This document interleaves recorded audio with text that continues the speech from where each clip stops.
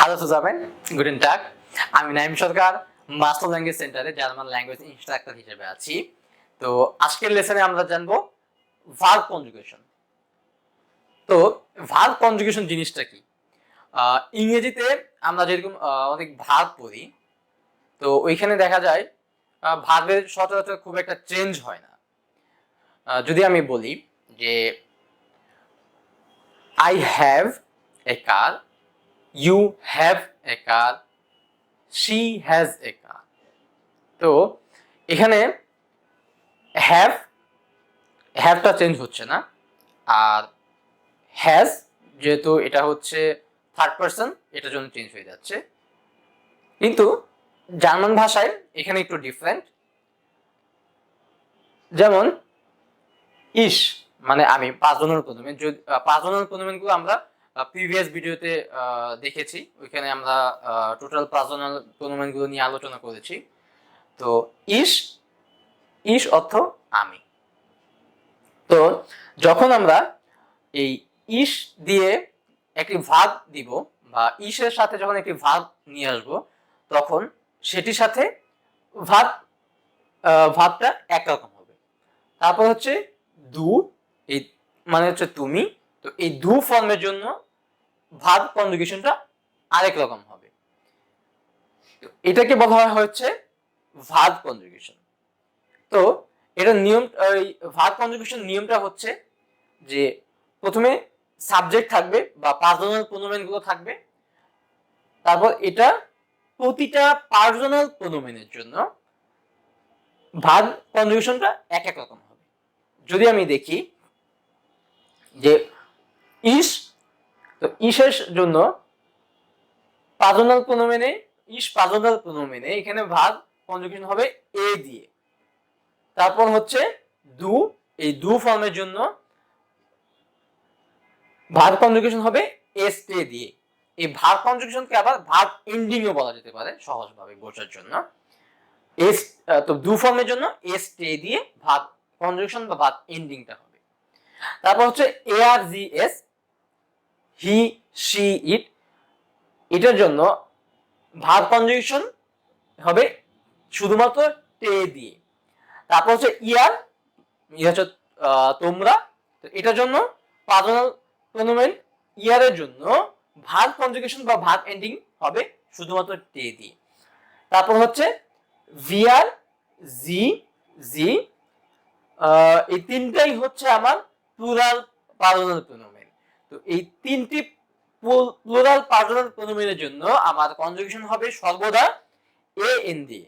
অর্থাৎ এখানে verb, main verb যা থাকবে এই ভিআর জি জি এখানেও ঠিক সেম ভার্বটাই থাকবে, এখানে ভার্বের কোনো চেঞ্জ হবে না। অর্থাৎ ভার্ব কনজুগেশন বা ভার্ব এন্ডিং এ কোনো চেঞ্জ এখানে আসবে না। তো এখানে আরেকটা জিনিস বলি যে তো এখানে যদি আরেকটা জিনিস আমি বলি যে ভার্ব স্টেম প্লাস এন্ডিং। তো এখন আমি দেখবো যে ভার্ব স্টেম জিনিসটা আসলে কি, ভার্ব স্টেম বলতে কি বোঝায়। জার্মান ভাষায় প্রতিটা ভার্বের শেষে এরকম এ এন থাকে। আপনারা খেয়াল করবেন যে প্রতিটা ভার্বের শেষে এ এন থাকে এরকম। যেমন আমি এখানে এক্সাম্পল হিসেবে তিনটি ভার্ব লিখেছি, যেমন কমেন টু কাম, এখানে এ এন আছে কমেন। তারপর হচ্ছে আছে কখেন মানে টু কুক, রান্না করা, এখানেও এ এন আছে। তারপর হচ্ছে স্পিলেন, স্পিলেন মিন্স টু প্লে, তো এখানেও এ এন আছে। তো এরকম জার্মান ভাষায় প্রতিটি ভার্বের শেষে এরকম এ এন থাকবে। তো এরকম এ এন থাকলে এগুলোকে বলা হয় হচ্ছে ভার্ব স্টেম।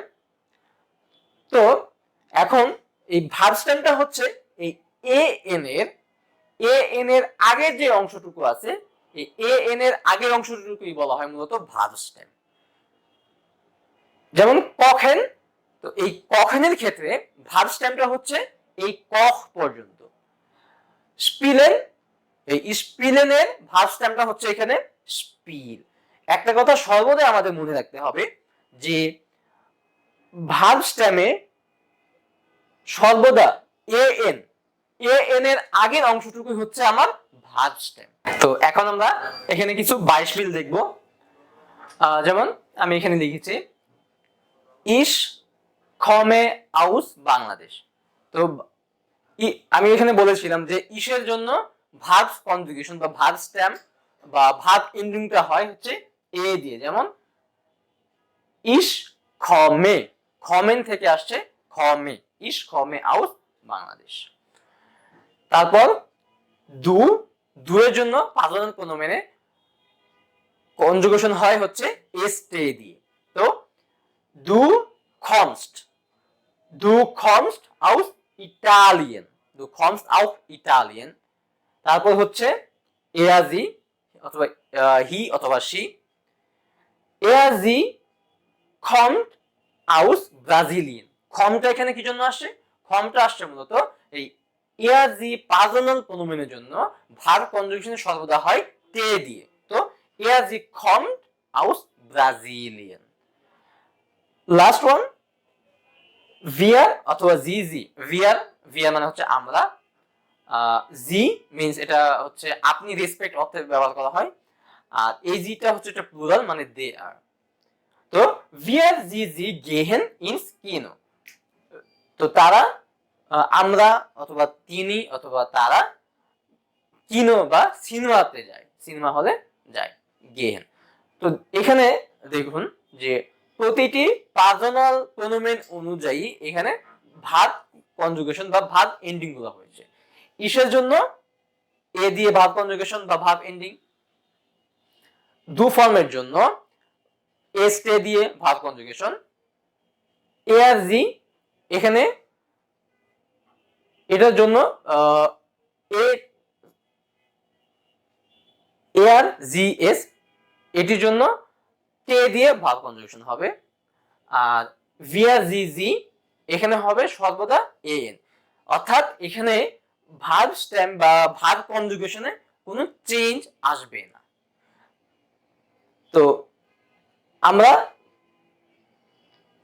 সবসময় মনে রাখবো যে ইসের জন্য পার্সোনাল প্রোনোমেন বা আমাদেরকে মনে রাখতে হবে যে পার্সোনাল প্রোনোমেন ইসের জন্য এ দিয়ে ভার্ব কনজুগেশন, দুয়ের জন্য এস তে দিয়ে কনজুগেশন হবে, এ আর জি এস এটার জন্য ভার্ব কনজুগেশন হবে সর্বদা তে দিয়ে। তারপর হচ্ছে ভিয়ার জি জি এখানে হবে এ এন বা মেইন ভার্ব যেটা থাকবে এখানে সেই ভাবটা এখানে বসবে, এখানে কোনো চেঞ্জ আসবে না। আরেকটা আছে হচ্ছে ইয়ার।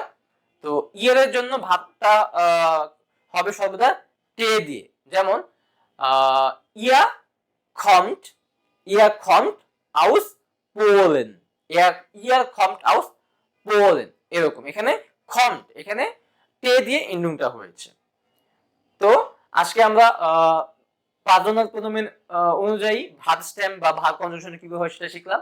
তো আমরা যদি ভার্ব স্টেমটা ধরতে পারি তাহলে এটা মনে রাখা খুবই সহজ। জাস্ট আমাকে মনে রাখতে হবে যে প্রতিটা ভার্বের শেষেই এ এন থাকে। তো এই এ এন এর আগের অংশটুকুকে বলা হয় মূলত ভার্ব স্টেম। তো আজকের ভিডিওটা এই পর্যন্ত, সবাই ভালো থাকবেন। আফ উইদারসেইন।